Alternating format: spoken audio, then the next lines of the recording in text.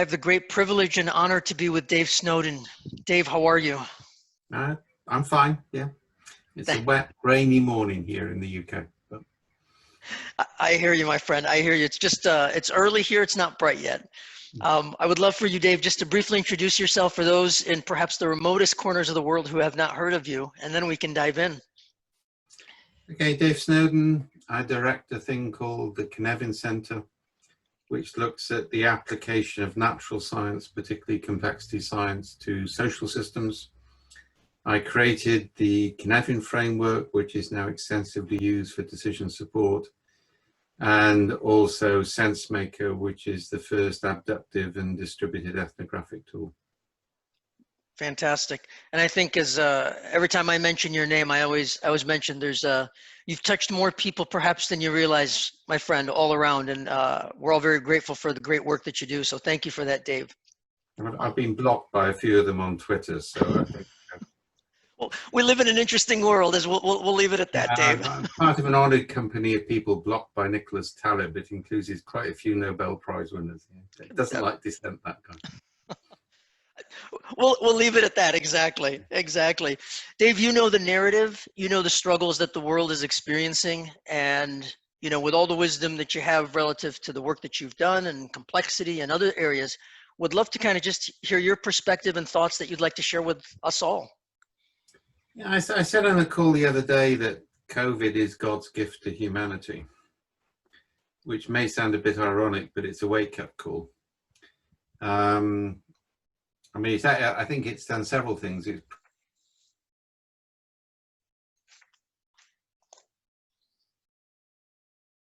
Dave, are you there? Sorry, I'm double checking you can see me because you've just gone. Yeah, we lost you there. You said okay, gift to humanity. Let me start again, right? Yes, please. So, I said some time ago, I think COVID is God's gift to humanity.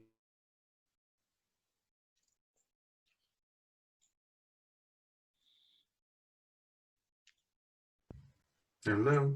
Yeah, Dave, we lost you again. We heard humanity and then we lost you. So I'll turn off my video just so we can ensure to get the audio here. Okay, so you only need the audio, yeah? Yeah. Okay, I'll turn.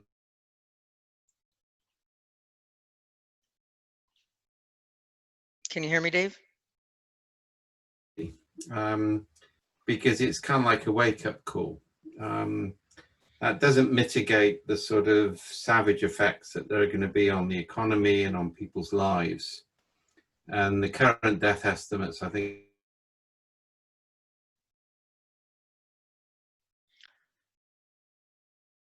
Dave, are you there? We keep losing you, my friend.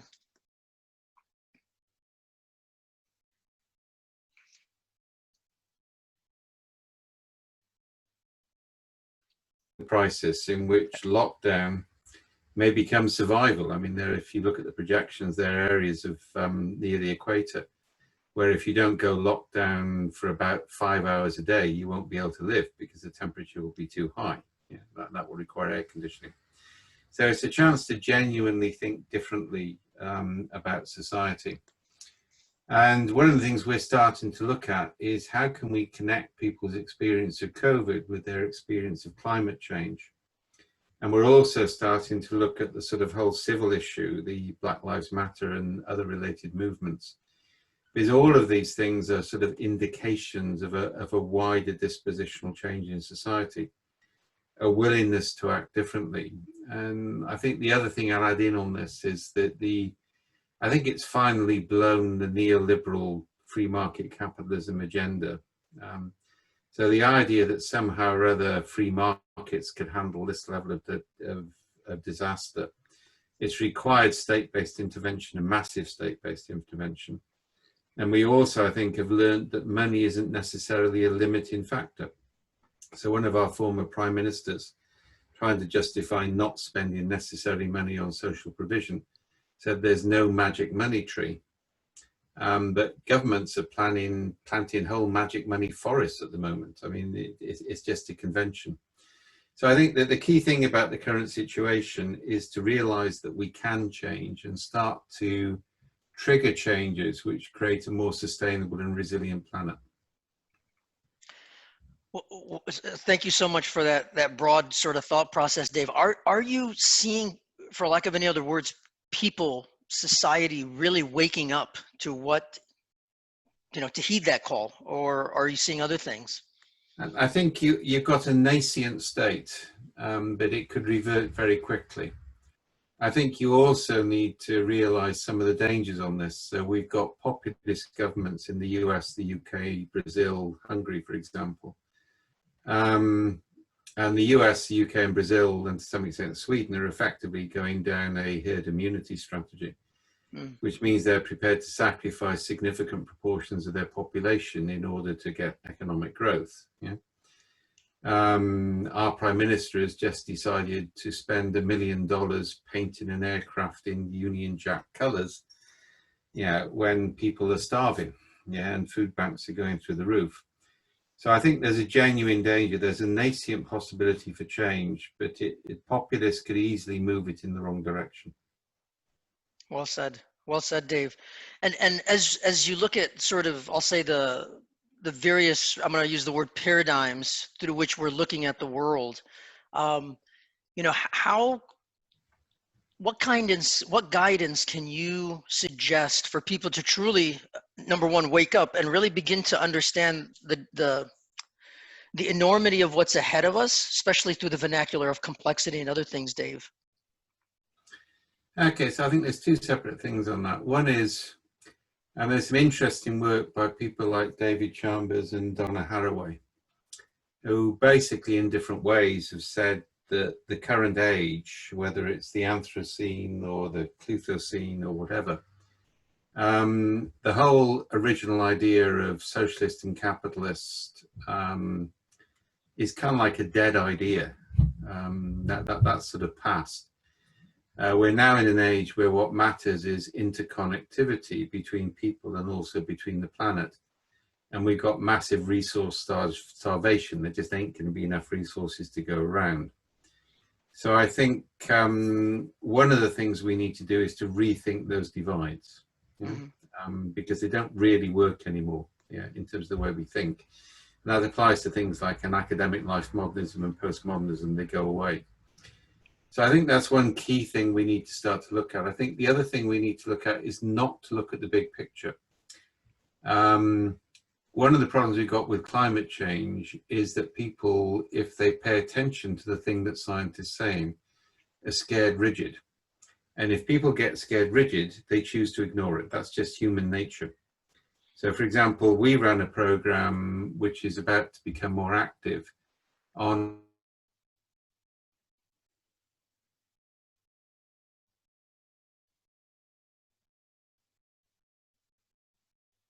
You there, Dave?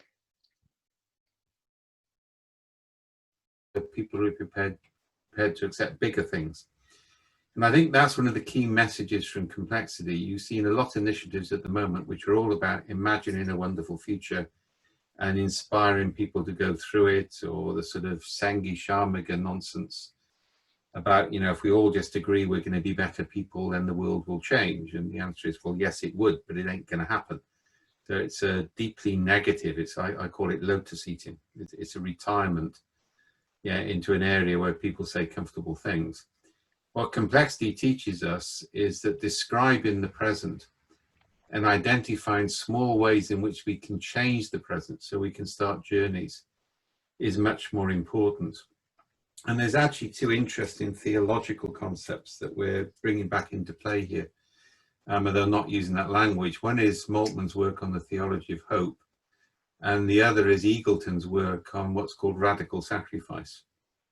And I think one of the, and we're playing around with the language on this, but one of the things the population has got to accept is that hope and sacrifice are intertwined in the world that we're entering now.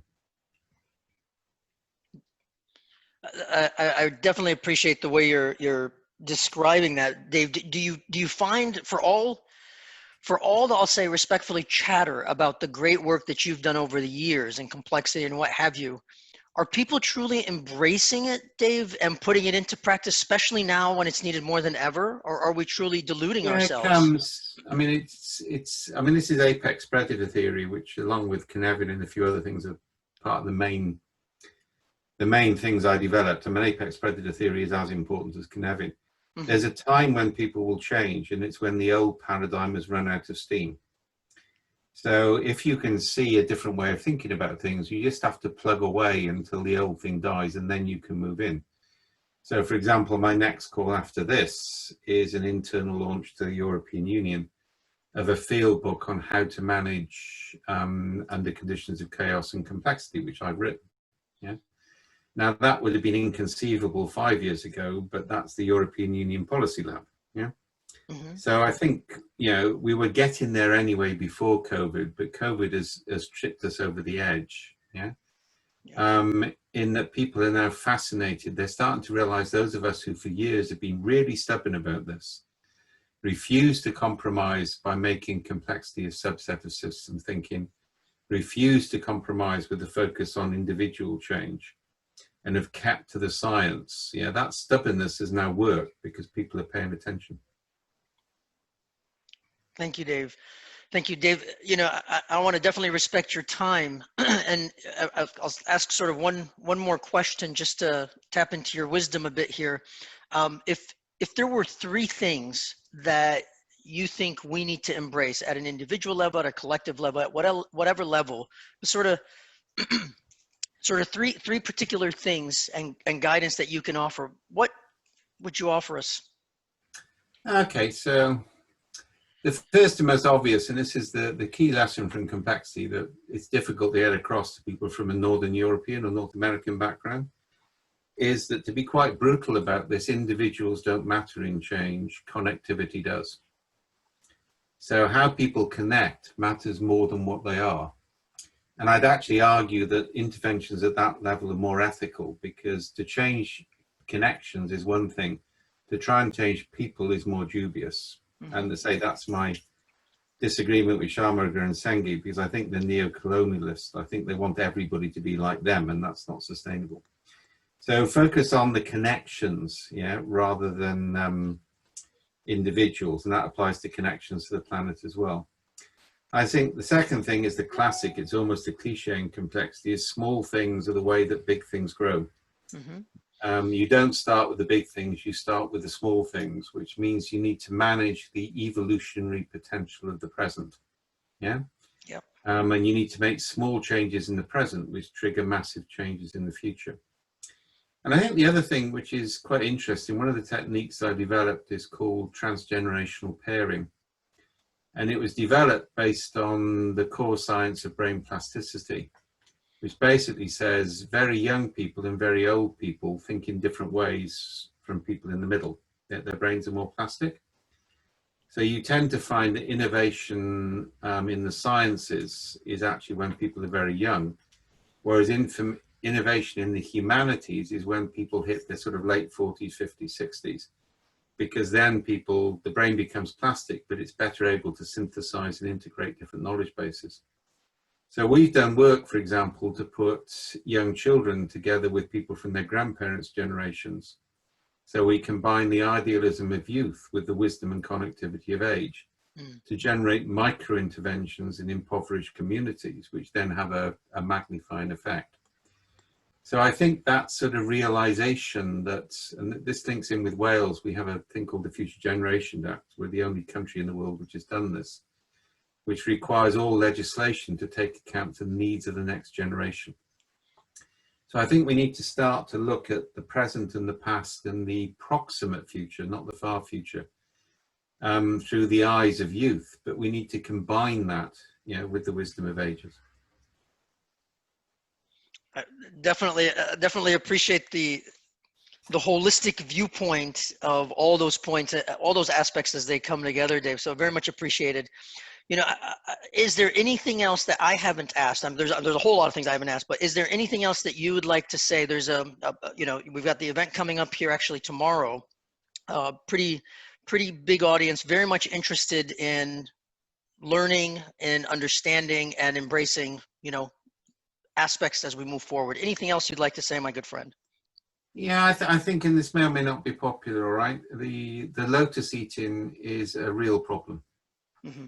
So having a big event where you all agree that the world would be a better place if everybody did this and everybody did that, and you have nice future visions and you're talking with people who think like you, that's fine, right? But it's not going to make any difference at all. It will just make you feel comfortable. You need to get on the streets. You need to listen to the streets. You need people to have agency from multiple different backgrounds from your own. And if you think it's all about visions and workshops, you've actually completely misunderstood the problem and Well the said. solution. Yeah, well said. Well said.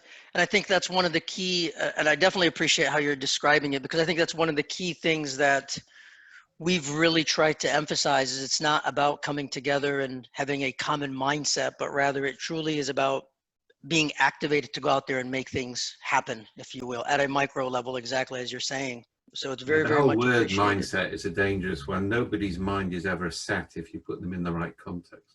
Well said. Well said again. Dave, you've offered the world a lot of wisdom very openly over the years, and our hope is that again you continue to do that, because we live and learn, and in one way or another we're all in this together. So your time is very much appreciated. Pleasure. Thank you so much, Dave. Okay.